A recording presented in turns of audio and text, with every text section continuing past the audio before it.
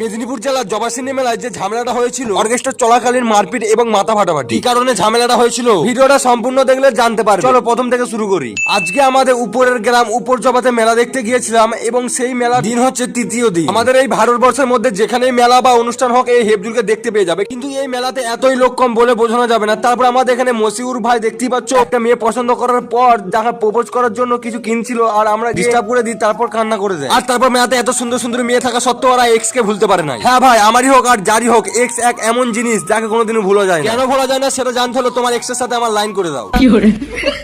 তারপর বাঘের মতো মেলাটাকে পুরো ঘুরে দিলাম ছুটে ছুটে। তারপর চলে আসি ওই মঞ্চে আসার পর দেখি দুয়ের ডান্সার উঠে পড়ে মঞ্চে, এবং মঞ্চে ওঠার পর সাথে সাথে এখানে লোকজন সব জড়ো হয়ে যায়। তারপর এখানে ঝামেলা শুরু হয়ে যায়, কারণ এখনকার ছেলে থেকে তো তোমরা সবাই জানো কিরকম মাটিকে কাঁপিয়ে দিবে ডান্স করে। সে ডান্স করতে করতে ঝামেলা। তারপর আমি আর পুরো বিষয়টা জানিনি কিভাবে কি ঝামেলা হয়েছিল, তবে মারপিট হয়েছিল এটা আমি জানি। কারো মাথা ফেটেছে, কারো হাত ভেঙেছে। আমি কোনো ঝামেলার মধ্যে থাকি না, তাই আমি বাড়ি চলে যাচ্ছি ভাই। আমি ভাই মেয়ে পটানো সেরা, মারপিট ঝামেলাতে আমি সেরা নয়। তো ভিডিওটা এই পর্যন্ত, যদি ভিডিওটা ভালো লেগে থাকে ফলো করে দিও, কারণ নেক্সট ভিডিও ধামাকাদার আসছে। Take care, by.